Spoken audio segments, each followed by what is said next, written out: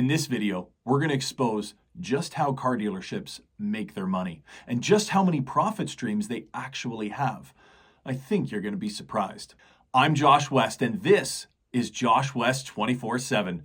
I'm a 15-year veteran of Legacy Automotive, but now I see the dealership network as absolutely obsolete, and I'd like to show you why. We're going to contrast the antiquated dealership model with that of direct consumer, or DTC as it's known, and why it spells absolute destruction for the car dealership network as we know it today. So car dealerships have multiple profit streams, but not all of them, surprisingly, affect the customer directly. Did you know that some of these profit streams negatively impact the manufacturer? Let's take a look and explore. A few legacy automotive manufacturers out there, such as Ford Motor Company, have begun to realize that what's killing their business is not their product, is not their marketing, but it's in fact their dealership network. And they've begun to take steps to eliminate their dealership model. Listen, I know many folks out there are in the "it's too big to fail" mindset when it comes to the dealer network. They say, well, it's been around forever. And they have these strong automotive groups that are going to fight back and that are going to be upset or take them to court or whatever the case may be. Well, let me share a little history lesson with you. You might be unaware that back in 1874, the Journeyman Horseshoes National Union was founded. And you say, well, horseshoes, what are you talking about? Yeah, this was a group of blacksmiths that got together and created an organization to protect their business. And what was their business? Well, the majority of it was shoeing horses, back when horses were the main mode of transportation. Well, what happened? I'll tell you what happened. Back in 1908, the Ford Model T hit the market and took the world by storm. The blacksmith union did its best to push back on these mechanical buggies because it was eliminating their bread and butter business. I think we all know how that worked out. Over time, it's the customer who chooses who wins and who loses, where they choose to spend their money and where they choose not to spend their money. The same will happen to the dealership network. Up until this point, customers didn't have a choice. And now they do. Now they can sit on their sofa at home on a Sunday afternoon and order their new car. They don't have to jump around to 20 different dealerships. They don't have to get in their car and drive somewhere. They don't even have to pick up the phone. It's simply click a few buttons on an app and boom, their car is ordered. And you say, oh, well, what about the franchise laws? Well, yes, those laws do exist, but laws can be changed and laws do get changed. And the reality is that the customer is the one that's going to decide. Moreover, what good is a law protecting a franchise dealer that customers refuse to buy from? If customers choose to not buy from a franchise dealer, that dealership goes bankrupt, and there ain't no law that's going to help them. Now let's explore some of those dark secrets of how the dealerships make all that profit. Most people assume that dealerships make money in just a couple of different ways, when in fact, there's a whole bunch of them. I've broken them down into three main categories. First category is, of course, you, the customer, when you buy that car. The second one may come as a bit of a surprise, which is the manufacturer. Yes, dealerships make money off the manufacturer whose brand they're selling. And the third one may come as even more of a surprise, but they make money off of the lenders. That's the leasing companies, the finance companies who are lending out the money for customers to buy the car. So let's get into the first category, and that is you, the paying customer. Of course, everybody knows that dealerships make money when they sell a car from the customer who's buying it. But how exactly do they do that? Well, the first way they do that is through margin. And basically what margin is it's the markup in the vehicle. So essentially the dealership will get the vehicle at a certain cost and they'll have their MSRP or their suggested retail price or whatever sale price they're selling it for. And the net delta between the cost and that sale price is their profit. Now, for a lot of dealers, that markup, it's not enough for a multitude of reasons. Now, the last couple of years in the auto industry has been absolutely the Wild West. So most cars have been selling at or above MSRP. And we'll get into above MSRP selling a little bit later on. I worked for a long time in the auto industry, and I can tell you that a lot of vehicles were sold at little to no initial profit in the deal. The reason for that was because there's so many legacy dealerships around. In fact, the dealership that I worked at, you could drive perhaps 10 or 15 minutes and be able to visit up to 9 different dealerships selling exactly the same brand and product. And that's, of course, not taking into consideration the dozens and dozens of other dealerships selling other brands. And so what do dealers do about this predicament of not having enough profit in the vehicle itself? Well, they resort to getting creative. And the first thing on the roster is dealer fees. And at the top of the list is the famous administration or admin fee. And of course, you say to yourself, well, I guess they do have administration costs that they need to cover, don't they? Of course. And in any other industry, in any other business, those costs of doing business come out of your markup margin, but not in the Legacy Dealership Network. No, they charge a specific fee, which they say covers those costs, when in actual fact, I'll tell you a secret, it's just pure profit. Yeah, it's pure profit for the dealership. They're going to run their business regardless of whether or not they charge you that fee. But hey, there it is, added on to the price to just grease the wheel just a little bit more. Well, what else do we have? We have PDI, which is pre-delivery inspection, or PDE, which is pre-delivery expense, or whatever other acronym that you want to come up with. It's all greasing the wheel to add to that profit bottom line. Listen, these dealer fees benefit the dealer, of course. They line the dealer principal's pocket with cash. Of course, it's pure profit. They were going to sell you the car regardless of charging the fees anyways. But here's the bottom line. These fees genuinely hurt the manufacturer. Why? Well, they're not getting a penny out of it, and their customers are having to pay more to buy their cars. Now, that wasn't an issue when all the dealerships were charging these fees. But what happens when there's some newcomers who are selling direct to consumer, who are not charging these fees? What happens then? Next up, we've got over MSRP selling, another profit revenue stream, where a dealership adds extra money on top of the price, on top of that manufacturer's suggested retail price, or MSRP, where they feel that, hey, somebody else is going to pay more for this vehicle because it's hot or it's in demand. I'll give you a great example. The Ford Lightning, when it came on the scene, Ford, of course, hey, we've got the first electric truck. And what happened? Hey, the public wants it. This thing's hot. And what did the dealerships do? They added on allocation fees, which is that famous, well, we had to get it allocated to us, so we added on this extra profit, which literally goes into their pockets. It didn't cost them anything to get the vehicle. They were going to get it anyways. They simply ordered it, the factory built it, and they sold and delivered it to the customer. But they wanted to make a couple extra bucks along the way because of, well, supply and demand, right? And shouldn't the dealership benefit from that? Remember, the manufacturer doesn't get a single cent from these extra fees.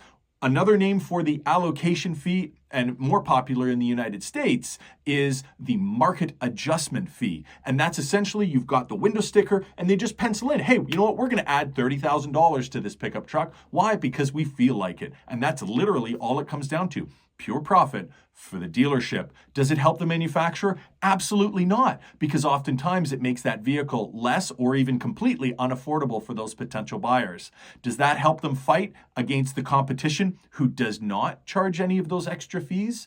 Think about that for a second. Does that help the legacy auto manufacturer, or does it contribute to their demise?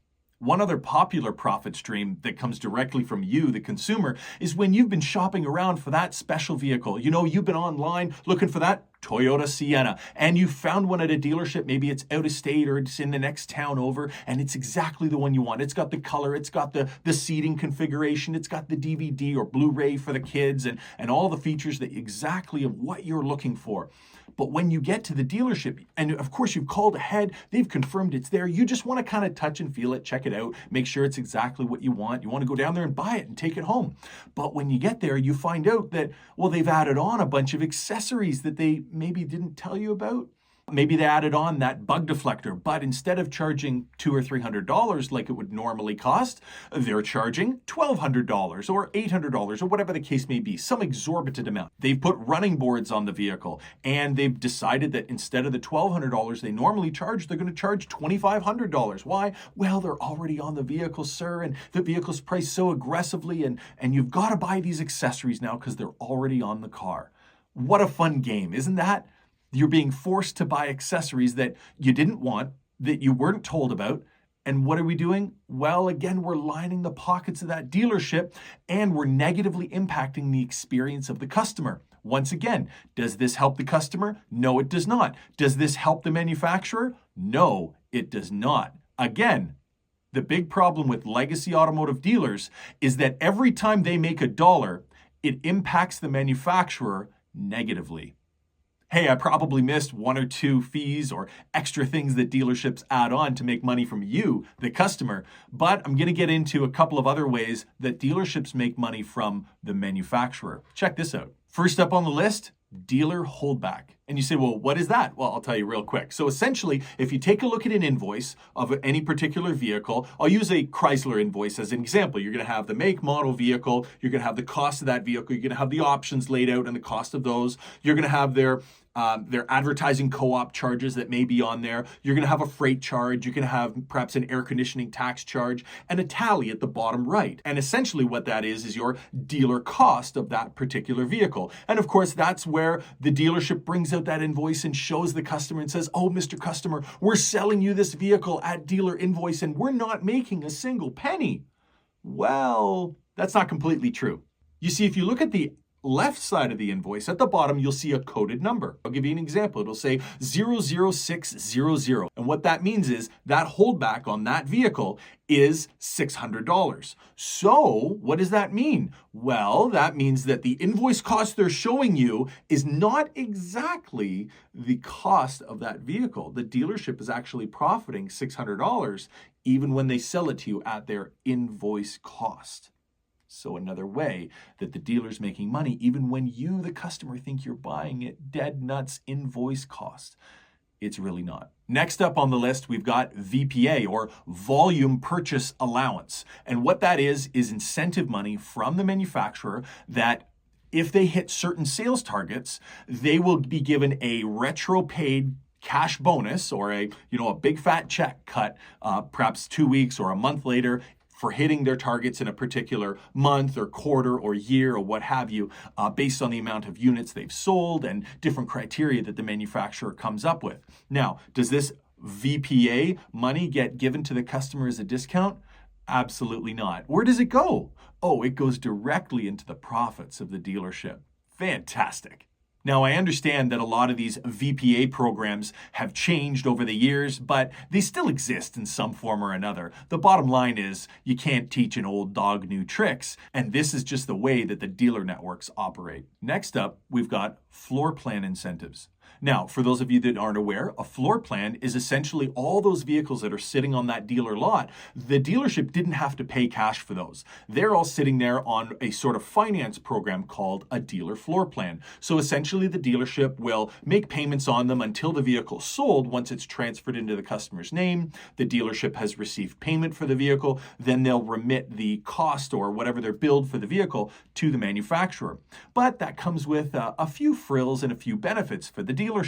You see, oftentimes manufacturers will incentivize dealers to move inventory quickly, meaning that, let's say, just for example, the first 30 days or 60 days, 90 days are at a no charge or no payment, no cost option. But then after the 90-day period, well, they start to get hammered with interest charges and other costs. Now, what happens is old inventory that's been sitting for a long time is really hammering that dealer. It's really costing them a lot of money to have it sit there. So what's happening? So you see, the incentive is to move the old inventory. Well, you say, well, why is it old inventory? Well, it's probably because it's undesirable and customers just didn't want it. It wasn't compelling enough for them to buy within the first 90 days or however long that the vehicle sat there. So what happens then? You create a scenario where the dealership is incentivized to cattle drive its customers into old, unwanted vehicles. And what does that end up with? You end up with a customer that's not completely satisfied with their purchase. You end up with a manufacturer that's putting out vehicles that customers are not happy with. And the manufacturer is subsidizing this out of their own pocket. Oh, and the dealership? Yeah, they're moving some old inventory to benefit themselves.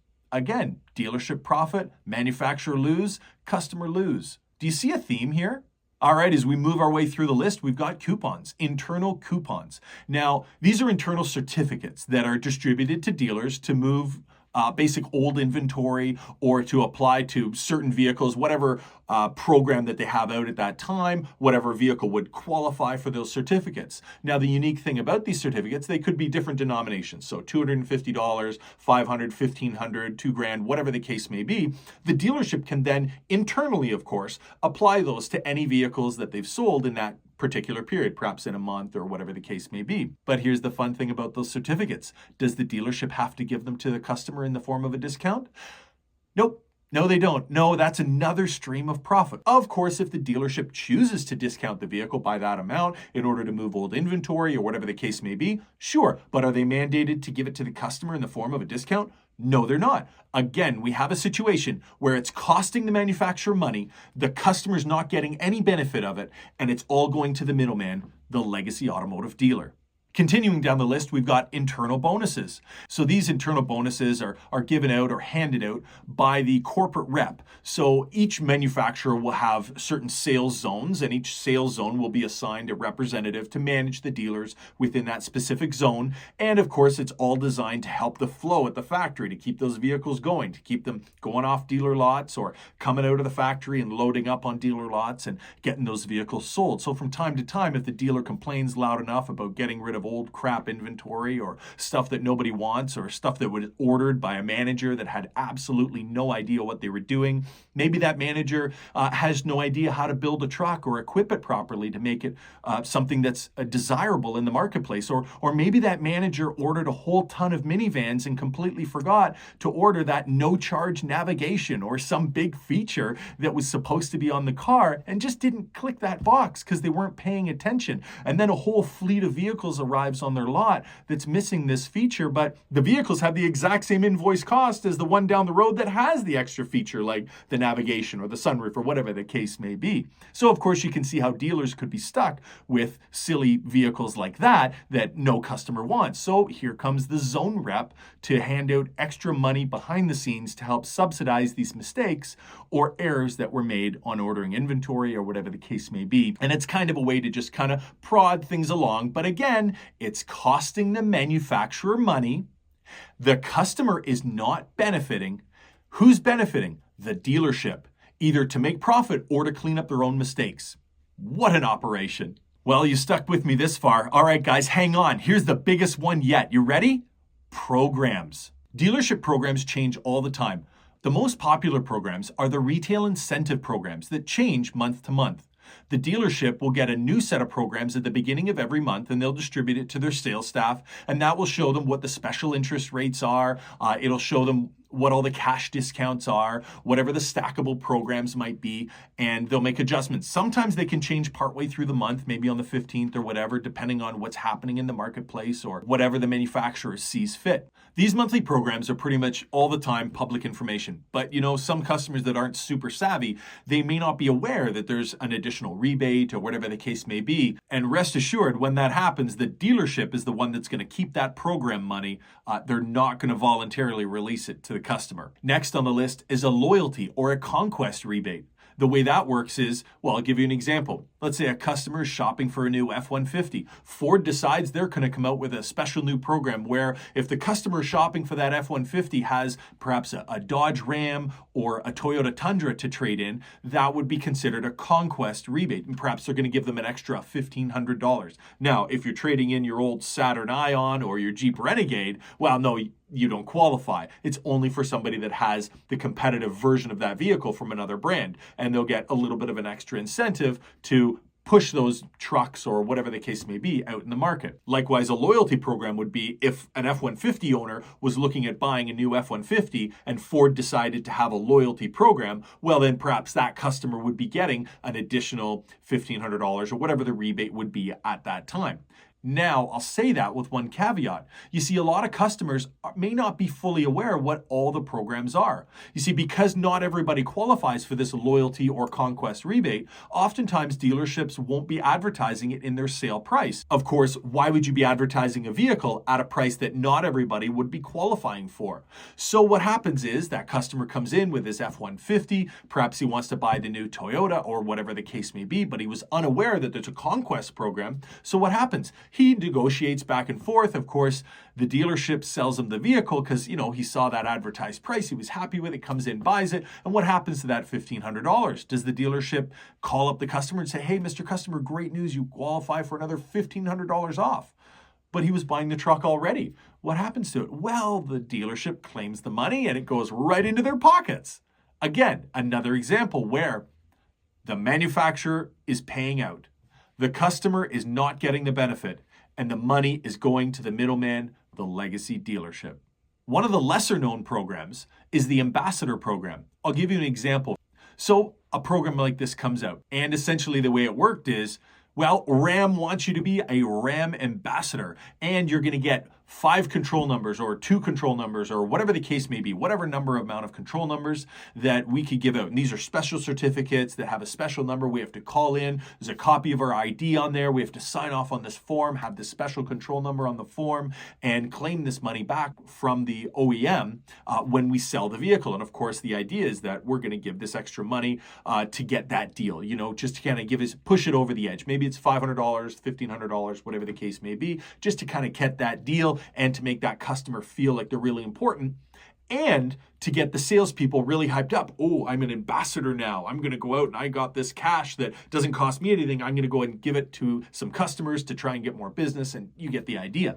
Well, what happened was the dealership just went around and rounded up all the salespeople's identification and made all those copies of all those forms and in mass called in all these control numbers and basically put it on every single vehicle that qualified, regardless of whether or not the customer got that extra discount money. And so where did that profit money go? Well, I'm sure you've guessed it by now, right into the dealership's pocket. Oh, here's another juicy one.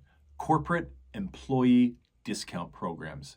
Well, I got a few things to say about this one. A lot of manufacturers give their employees who work manufacturing their cars an opportunity to purchase their vehicles, the ones they build, or within the same brand umbrella, within the same family, a special employee discount.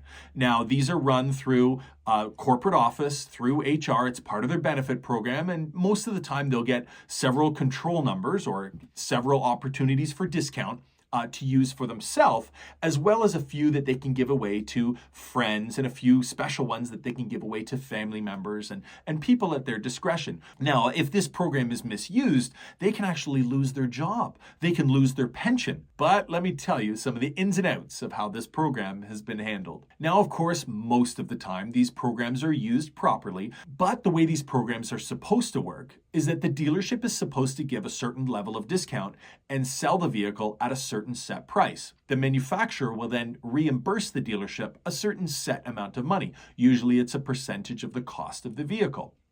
Well, dealerships will go out and solicit these special employee discount programs, and they will basically fill out these forms, of course, leaving the customer purchaser's name blank, filling out everything else, getting these special serial control numbers, filling out all the information, having the employee sign off on these forms and all that good stuff, and reimbursing the employee in cash. And what happens is, because these certificates that are generated are worth so much money, the dealership will then apply them to vehicles where they haven't given that employee discount. In fact, that customer may not even qualify. Who knows? But what's happened is perhaps the dealership is going to get $4,000 or $5,000 back for using that certificate. So they'll pay the employee perhaps $500, $1,000, whatever the case may be, whatever they work out, which is wild. But yet another example where the manufacturer is paying out monies directly into the dealership's pocket. Does that help the manufacturer? Nope. Does that help the customer? No, because they didn't receive the discount. Because if they had received the discount, then it wouldn't be lining the pocket of the dealer. And yes, this happens all over the place. So those are just some of the ways that dealerships profit directly from manufacturers. Now, here's another way that they profit as well. Did you know that dealerships profit from their lenders? So that when the customer goes in to finance or lease a vehicle, the dealership is going to make more money than if they sold the vehicle to you in cash. Why? Because they're getting kickbacks from the leasing companies and from the finance companies, the banks. In a nutshell, the finance companies are all in competition with each other. And so how do they make sure that they hit their numbers and get more business? Well, it's pretty easy. They just got to grease a few palms in the form of paying out finance reserves or commissions to those legacy dealerships. And what that creates is a profit center for the dealership. But what it also creates is an incentive for the dealership to make sure that the customer pays as much interest as possible.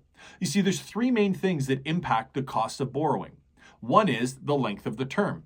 2 is the interest rate itself. And 3 is the amount of money being financed. So it benefits the dealer most to sell you the most expensive car, finance it for the longest amount of time, and make sure that you accept the highest possible interest rate. All those 3 factors play into them making extra money from the lenders. They also get a kickback from leasing companies, not as much because generally those terms are fixed and you're just renting the car for a shorter period of time, but there's definitely some money in it for them. They'll upcharge you on things like extra lease, wear and tear protection, and a couple of other programs that we'll get into in another video. In fact, I plan on doing an entire video breaking down all the different ways that dealerships make money from the back end of the deal. You see, in this video, we covered front end of the deal. We're going to go deep dive into all the different ways that dealerships make money when you as the customer have already bought the car, but now you go and sit down in that new office and sit and listen to that new voice who's going to tell you how to get approved and all the different wonderful programs that are available to you now that you've just bought your new car. So follow along. We're going to get into all the nitty-gritty details, and I know you're not going to want to miss this one. So we just went over a whole plethora of profit streams for Legacy Automotive Dealerships. We started with profits from you, the customer, when you buy the car. We talked about profits from the legacy automotive manufacturers, and we touched on profits from the lenders, the finance companies, the leasing companies, and so on. All of these profits go directly to the legacy auto dealership. However, in a direct-to-consumer model, all of these profits would go one of 3 places. First, they would go to the manufacturer. Second, they would be eliminated altogether. Or third, they would be given to the customer in the form of a discount.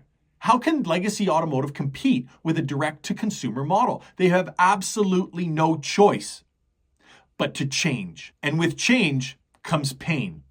A lot of pain is coming for Legacy Automotive Dealerships. If you work in the Legacy Automotive Dealer Network right now, you need to make preparations to have a career change because your job is temporary. How can legacy auto manufacturers even compete?